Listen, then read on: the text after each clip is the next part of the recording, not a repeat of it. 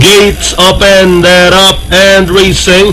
Boardwalk moving up, Supercharged final judgment. Lakewood, Pag-asa, then in between runners comes Laon Laan, final impact.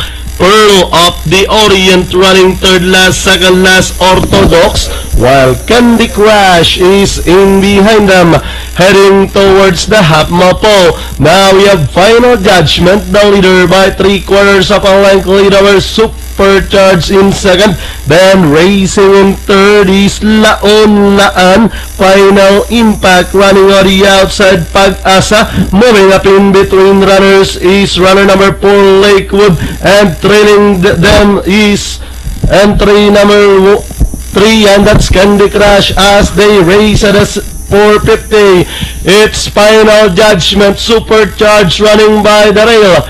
Final judgment. Supercharged down on the inside, charging in, and out a stretch they come with final judgment. Supercharged moving up by the rail to grab the lead. Now we have Supercharged takes the lead.